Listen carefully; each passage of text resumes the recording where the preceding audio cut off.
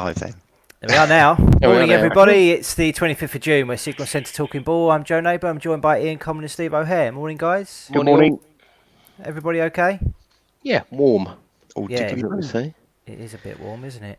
We had the windows open in the bedroom yesterday, which is the first time this year, and there was loads of kids racing around the car park at like 4 o'clock in the morning. Oh, Nice. brilliant. Which Was was one of them nice. your son? No, he was in about 3 o'clock in the morning. He thought, no, I can't do this. Yeah. I live over the road. I'll get in much trouble.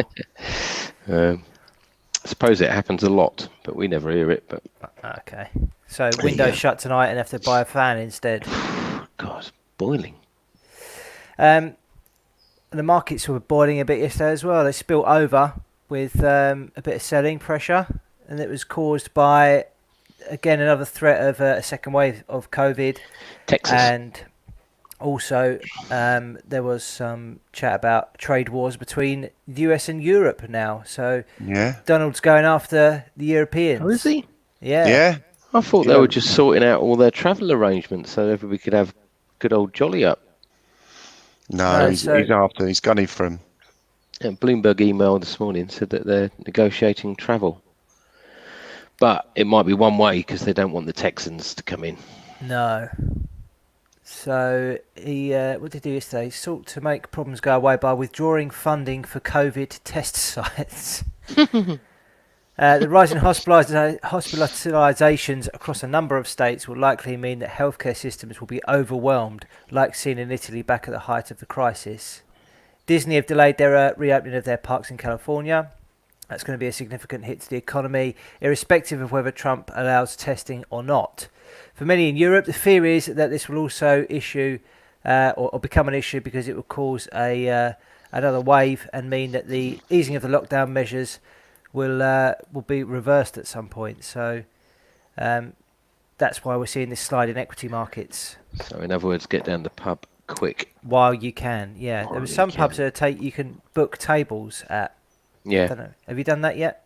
No, I've got my own table. Yeah, he's got his own table down there. Table, yeah. I've got my name on it and my bar stool. Lovely. I'm in a Okay. little cubicle on my own. Yeah, away from everybody else. Yeah. Okay, let's just have a look at some equity markets. This is the FTSE 100 this morning. So we've seen this sell off from this 6342 level, broken down through a support there at 6150, and we headed down to support here at 6050 and overshot that a little bit down to that 78.6, which is around about 6020, but a decent bounce over the last 30 minutes or so. Is that being replicated across the board? Yes, it is. There's the CAC that broke down from that range that it had been trading in yesterday, and as I guess there's a fib down there somewhere. I'll draw it on, but I'm sure there's one. 78.6 in it, probably. Not far off. Might be a 61.8. There we go, 61.8. And the DAX, let's have a look at that. That did break down through yesterday's low, but is now back above it and potentially forming a bit of a reversal candle there on the hourly chart. Could all be short-lived, of course. I think the short-term bias has turned bearish for now. I don't know what your guys' view is on that. I think it's going to be risk on today, but I'll explain that in a minute.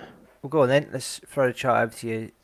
Dollar index, so really decent sort of move up. This is the 4-hour chart, but we've got this previous swing high here, and levels are starting to be, or the rally is starting to be rejected, I should say.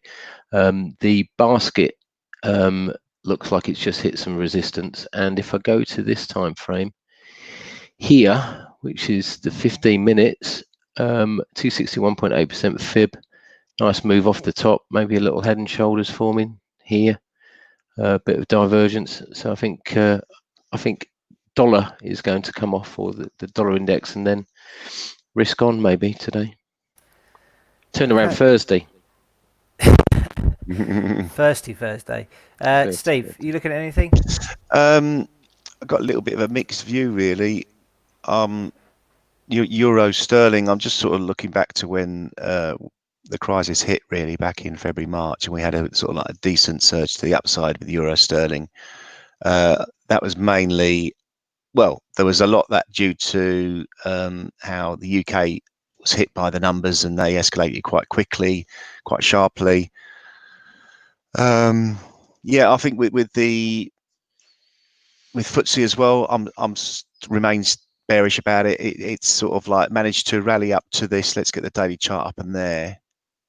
Previous swing high all the way up here, 6207. It's rejected the push higher here at the previous swing high, 6304, and is not really far to go before we enter bear mode in this. Obviously, we've got a little bit of a ending wedge formation formed on FTSE. So from an equity standpoint, if the indices do take a bit of a hammering, I think the FTSE is going to be the one that pays. The US equity indices, they seem to keep coming in and supporting in them, but how long will that last? Don't know. It's worth looking at, particularly on the FTSE's case, at the oil price, because two of the biggest players in the FTSE 100, BP and Shell, obviously are impacted by what goes on with the oil price. And looking at that today, we had to break out of this bullish channel and a pretty meaty pullback really. We're breaking the lows of yesterday at 37.34 on US oil or oil crude on the trading view charts. So that looks like it could be heading towards the next support, which I've got down at 36. So that drag will impact the FTSE for sure. Yeah. I mean, 36 is the sort of like that level, the gap level as well, going back to when it gapped down from $41 down to 36. It might not show on that chart, but it would. Look at the day. Yeah, I mean, that sort of like rallied up, that spike when it. Look at that, just nailed that gap perfectly and has sold off ever since. And where was the sort of the top of the, after it spiked lower, where was the top of that swing, the pullback on the left, just underneath the gap? Here? Oh, yeah, here? Yeah, so what was the high? high? About 36.58, so around about 36. Yeah, so that's makes sense that'll be a bit of a level, as obviously the sort of that the buyers desperately tried to fill the gap first time and got rejected quite heavily at 36.50. So yeah, watch for that level to be a little bit of a battle to go on there. Yeah, gold still holding up pretty nicely. Yeah. Trading up at all-time highs yesterday, so I think that's clearly bullish, and I think higher prices would be seen. I've got an ultimate price target up there of 18.19. Yeah. Looking to buy dips. I think it's sort of same. It's similar in silver, although I'm going for the more shorter term time frame. I'm looking to it's rejected this 1810 level, formed a bearish outside candle, so that's negative. So I think we could have a little bit of a pullback before we see it go higher. So but I don't think the pullback. I think the pullback will be limited to around about 1680 to 1690, just below $17 effectively. So yeah, it's I'm bullish as well of the them dollar assets. Okay. So what should we do now? Should we have a look at the gun to the head? Yeah, gun to the head. Rather not look at it. But okay, so yesterday these are the three trades. We had a sell on euro dollar, we had a buy on euro yen, and a sell on euro sterling. Obviously, euro being the key market that we were all looking at. Euro dollar did sell off, and it was a 1.55 our winner at the close. Euro yen was stopped out. That did actually sell off in the end as. Did it sell off, or did it bounced, didn't it? I think I was looking. Whatever I looked at, you were a bit unlucky with aggressive stops again. Yeah, just the stop was too aggressive. Obviously, I think it's funny on TradingView. It did show it as being stopped at 120.21, and then I went on to IG, and the low was 120.24. So I felt a little bit hard done by, but I think it did clear that 120.20 level anyway eventually. Okay. And then squeeze back up. I'm still sort of like mildly bullish of euro yen. I'm still mildly bullish of euro yen, but there is room on the downside. The 120 level I think is key. Okay. And euro sterling, that was 0.45R down at the close. So overall, we did make a gain of a couple of quid, 2.24, £2.24. So we're heading in the right direction overall. Enough for a pint up north, isn't it? Yeah, absolutely. Not these days, mate. That's a ridiculous run now. Is that one loser in how many? So 13 wins in 14 trades, 22.2R. Bit crazy. Well done. Nice one. So what is he that says now? through It's gritted almost, teeth. it's almost as though he knows what he's talking about. I'm just talking ball like the rest of you. Yeah, exactly. Yeah, so looking good overall. So have any of you got something lined up today? I haven't quite I'm just going to decided what copy I'd you, like to do. Joe. Okay. I'm just going with the dollar index. Got it. There you go, That's Ian. You got the chart. I'm just going with this because I think it offers a meaty R. Let's get rid of that. So selling at the market, dollar index. I'm going to get that head and shoulders in a minute. I know I am. Nice tight stop. So selling at 97.29, targeting 96.73 with a stop at 97.41 Yeah. for all the reasons I said earlier. Yep. So I don't have to go over that one again. Okay, Steve, have you got something? I can't. You go. You can't follow me because I haven't got anything at the minute. Oh, this is what he does, isn't it? No, Yeah, I just no, wait no. to see what you do, I'll wait. Let's go and first. then I'll do Anyway, the being opposite. winner. Oh, you don't get to choose. Yeah, you won. You should be going first. All right. Right. You fucker. Okay, I'm going to buy cable. Yeah, Like same it. as me. I was going to do that as well. Ian's selling the US dollar, so let's see if there's any legs in this from here. Overall, it's in a bearish So basically, channel, all Joe's ideas are based around mine. Yeah, that's what That's why he lets me go first, and then he just gets a better R on it. I get the direction from you, and then Yeah. He tighten just up doesn't have the parameters. ridiculous 20-1 shots. That's what he No. doesn't have. He puts a normal price risk reward on it. Okay, so I am bearish of this. Really, it's in a channel, but it looks as though some support has been found at a 61.8% level. So I'm gonna buy it, and I'm gonna target and move back up to those highs at 25.42. So it's currently 24.30. Stop at 23.87. Target 25.42. 2.64R. So this is how good you are. You're bearish of it, but you're going to buy it, and you're confident that you're going to get it right. Yeah, trade both ways. Lovely. Two-way market. Indeed. Right, go on in, Steve. Oh, is that a cable chart? Yeah, I'm going to. Funny enough, what I'm going to do, I just think your luck's going to run out, mate. Oh, it's definitely going to run out. Is. You've got to be fading these now. Yeah, so I'm going to buy it as well. No, I'm not really. No, I'm going to sort of stick with euro sterling. It's my sort of like my Head and shoulders. Yeah, right. I know. I'm sort of like buying lower down. I'd rather buy. I think it's around 90.15. I'm looking to buy on an intraday basis, but let me go with this one. 37. 90.37. Getting long here at 90.37. The stop will be. Let's move that out of the way. I can't move it out of the way. Stop will be at 90.07. And the target will be at 91.47. There we go. I think the level really to watch is 90.78.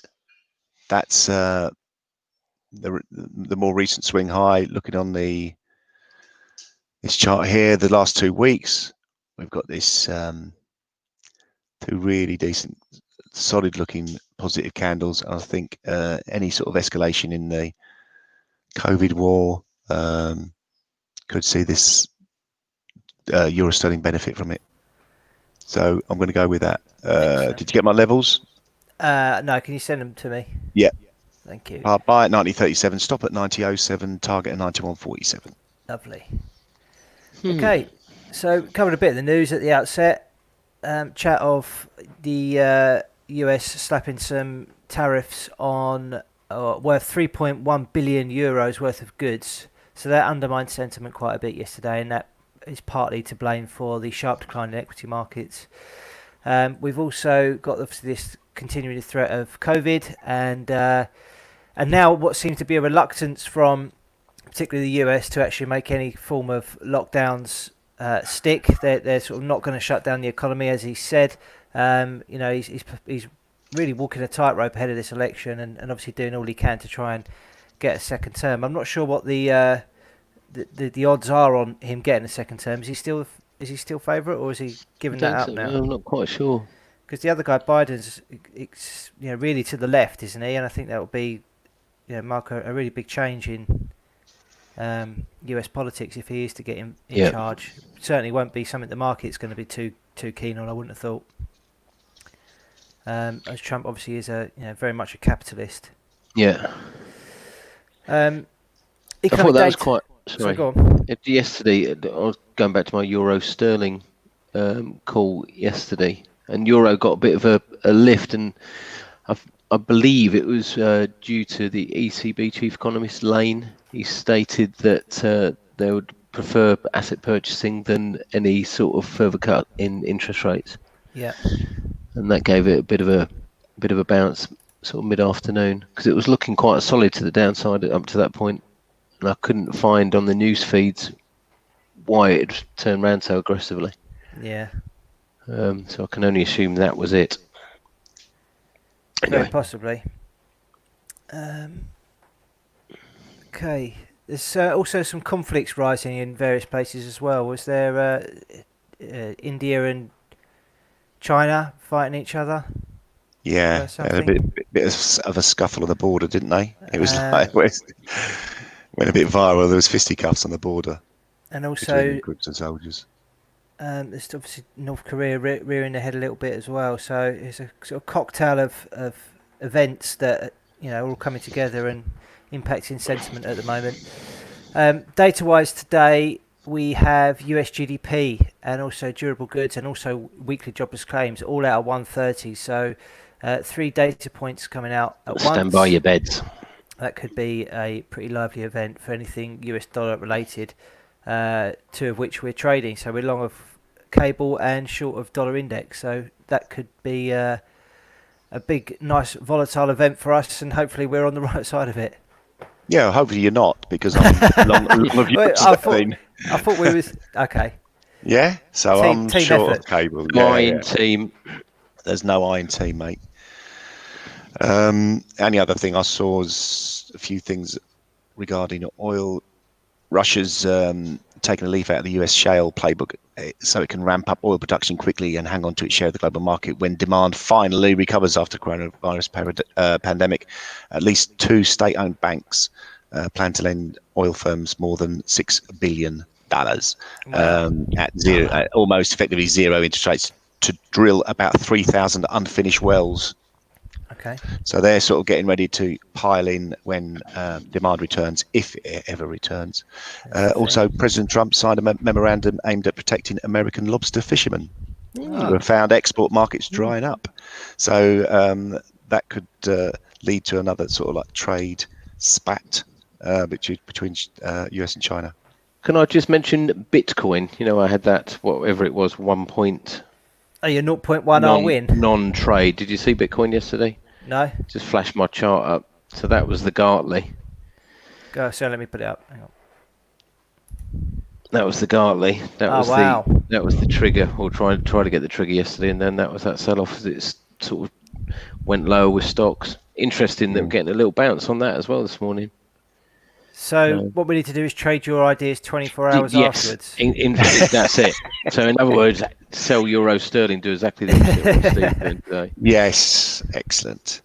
No, I'm buying Euro Sterling, aren't I? Okay.